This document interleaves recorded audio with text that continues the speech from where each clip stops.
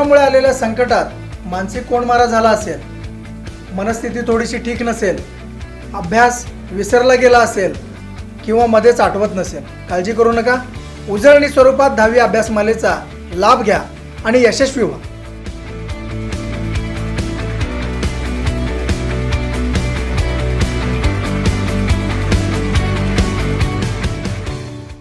तर विद्यार्थी मित्रांनो, मगाशी आपण पाहत होतो भारतामधील घटनात्मक विकास जो आहे, हा घटनात्मक विकास कशा पद्धतीने झाला. ब्रिटिशांनी भारतामध्ये वेगवेगळ्या गोष्टींमध्ये बदल घडवून आणला होता. त्यामुळे प्रशासन व्यवस्था सांभाळत असताना अनेक समस्या त्यांच्यासमोर निर्माण झाल्या होत्या. या समस्यांचं निराकरण करण्यासाठी ब्रिटिशांनी वेगवेगळे कायदे अस्तित्वात आणलेले आपणाला दिसून येतात. या कायद्यांच्या द्वारे त्यांना भारतामध्ये आमूलाग्र बदल घडवून आणायचा होता आणि म्हणून त्यांनी हे कायदे अस्तित्वात आणलेले आपणाला दिसून येतात. कारण भारतीयांच्या वेगवेगळ्या गरजा होत्या, भारतीयांच्या वेगवेगळ्या मागण्या होत्या.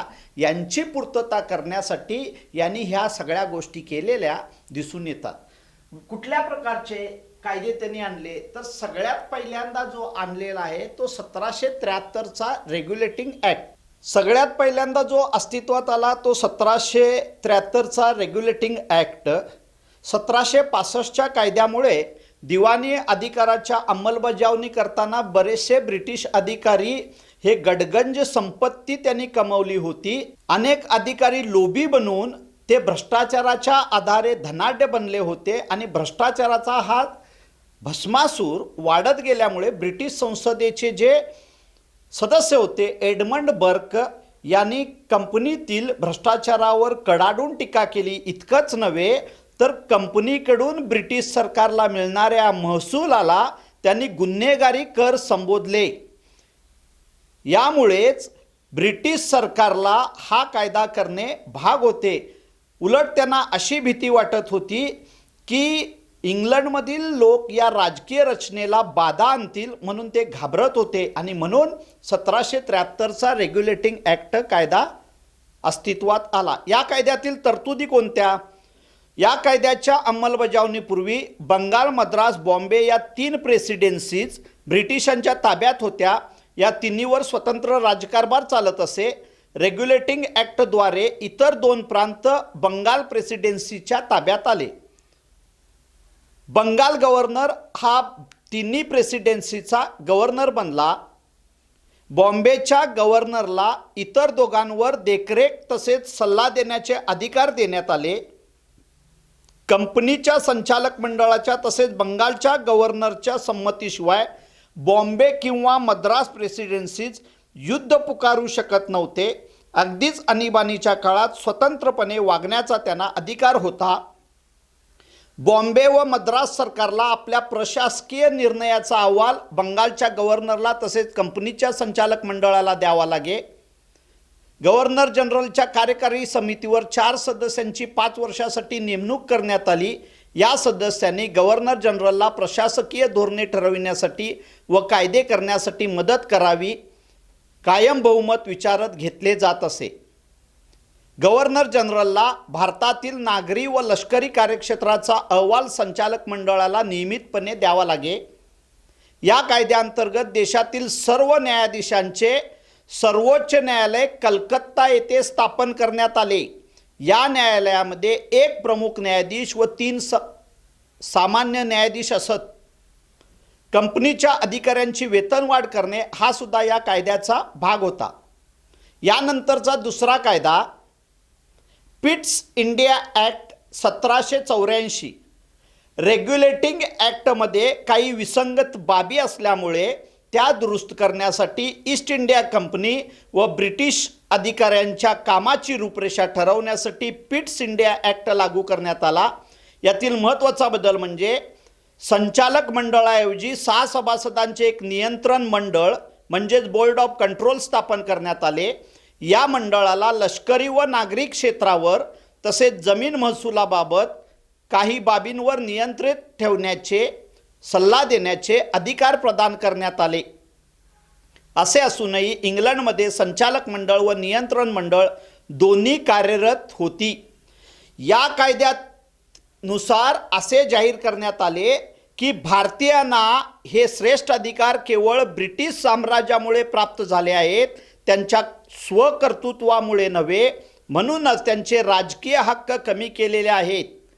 भारताचा जो भाग ईस्ट इंडिया कंपनीच्या ताब्यात आहे तो ब्रिटिश साम्राज्याचा भाग आहे, म्हणून इंग्लंड भारताचा अधिकृत व मूलभूत राज्यकर्ता आहे.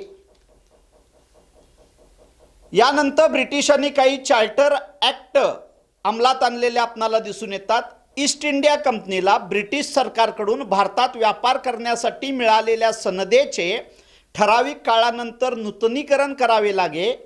यामुळे 1793, 1813, 1833 आणि 1853चे चार्टर कायदे हे उद्दिष्ट गाठण्यासाठी अंमलात आणले गेले.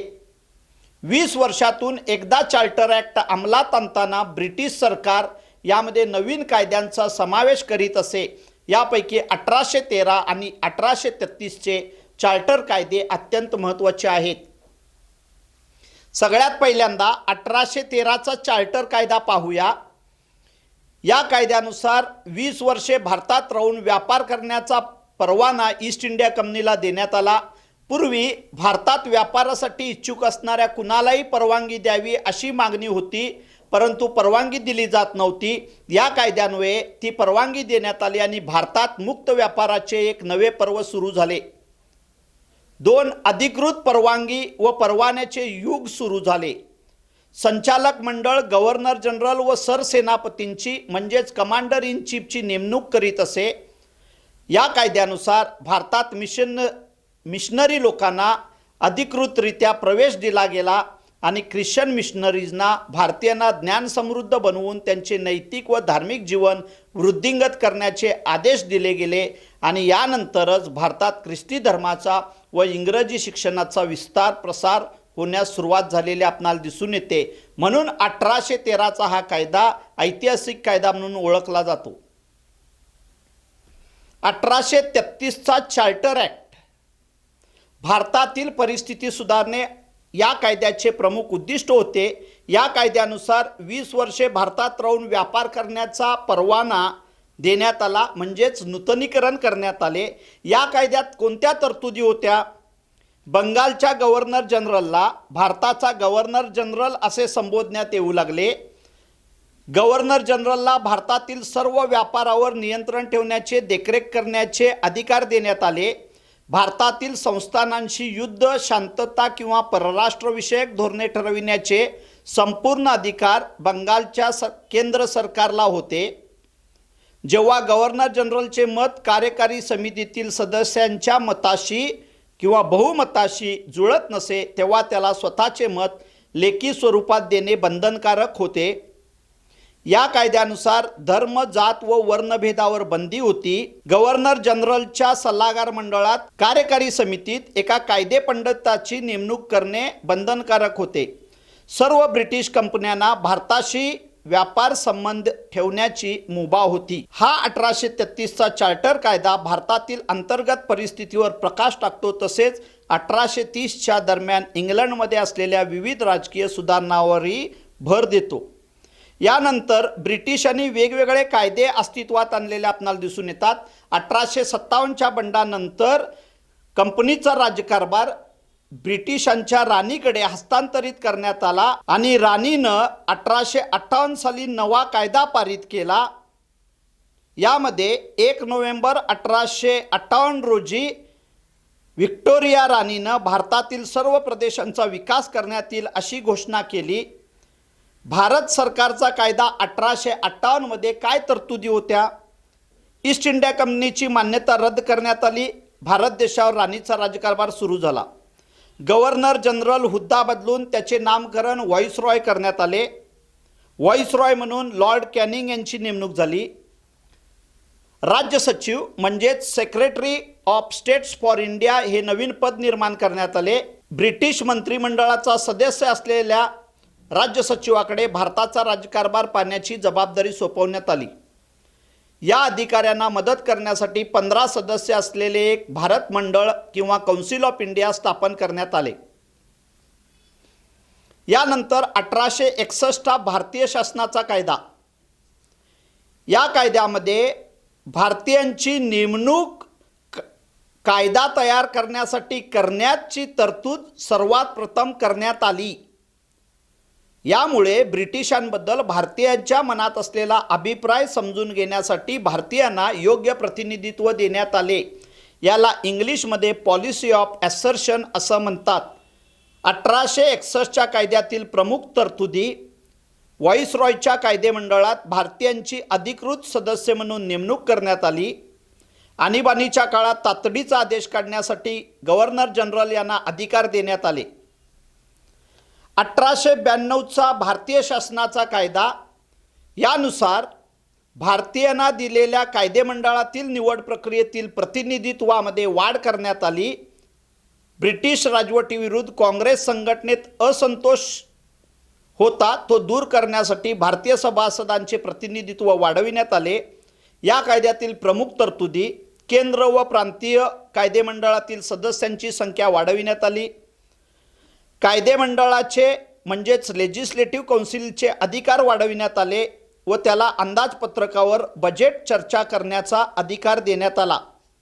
6 दिवसांची पूर्वसूचना देऊन सार्वजनिक हितरक्षणाबद्दलचे प्रश्न सरकारला विचारण्याचा हक्क देण्यात आला. 1909चा भारतीय शासनाचा कायदा आता आपण पाहू.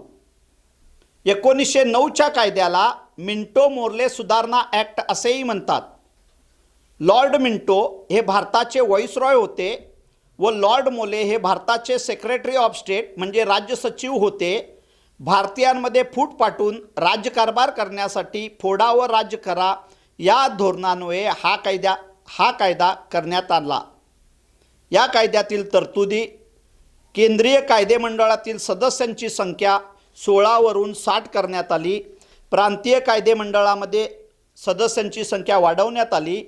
निवडणुकीतून कायदेमंडळावर निवडून येण्याची संधी देण्यात आली. मुस्लिम धर्मीयांना राजकीय क्षेत्रात विशेष प्रतिनिधित्व दिले गेले. त्यांच्यासाठी स्वतंत्र मतदारसंघ निर्माण करण्यात आले. यानंतर आपण पाहू 1919चा भारतीय सरकारचा कायदा. या कायद्याला मॉन्टेग्यू चेम्सफोर्ड सुधारणा कायदा असे म्हणतात. पहिल्या महायुद्धात 1914 ते 1918 दरम्यान भारतीयांना ब्रिटिशांच्या बाजूने युद्धात भाग घेण्यास प्रेरित करण्यासाठी हा कायदा लागू करण्यात आला. सेक्रेटरी ऑफ स्टेट्स मॉन्टेग्यू यांनी 20 ऑगस्ट 1917 रोजी ब्रिटनच्या संसदेमध्ये केलेल्या घोषणेनुसार हा कायदा अंमलात आला. भारतीयांना टप्प्याटप्प्याने सरकारची जबाबदारी सोपवण्याचा उद्देश ब्रिटिश सरकारचा आहे अशी घोषणा त्यांनी केली. भारताचे व्हाईसरॉय चेम्सफोर्ड यांनी त्याला दुजोरा दिला आणि म्हणून 1919चा कायदा अस्तित्वात आला.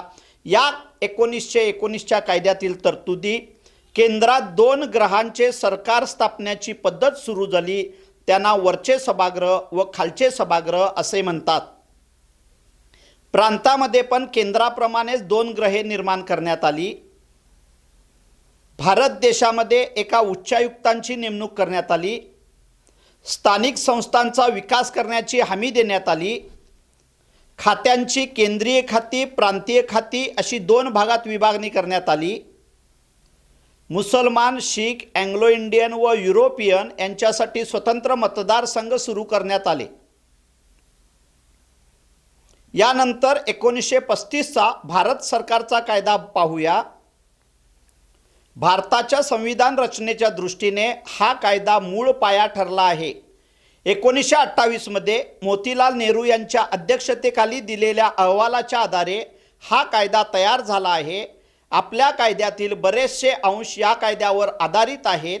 या कायद्यानुसार भारताला एक जबाबदार सरकारची रचना करण्याची संधी मिळाली.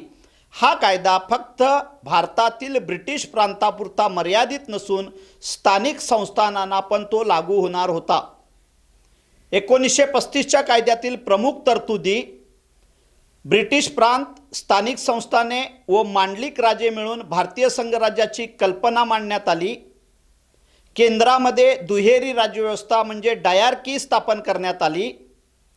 भारतीय रिझर्व्ह बँकेची स्थापना 1935च्या कायद्यानुसार करण्यात आली आहे. 1 मार्चला याबाबत प्रश्न येऊ शकतो.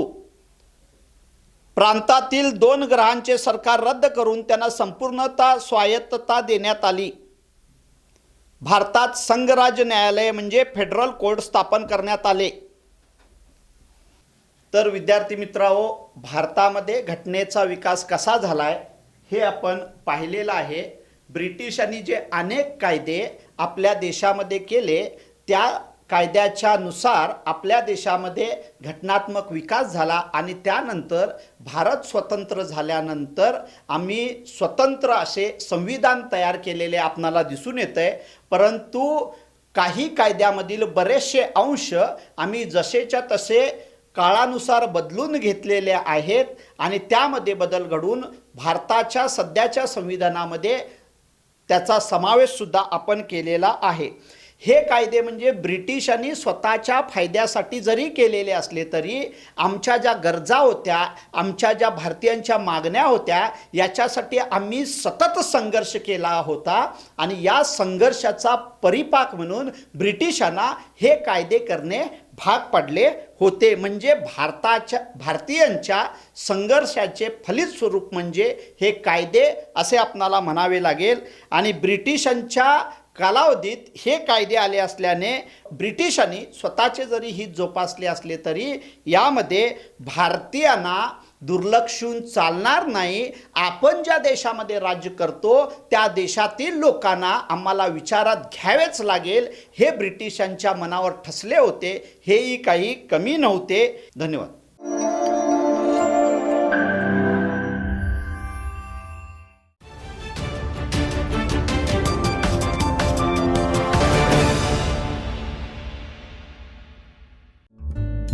सबस्क्राईब करा तरुण भारत न्यूज चॅनलला आणि ताज्या घडामोडी सर्वात आधी जाणून घेण्यासाठी बेल आयकॉनवर क्लिक करा.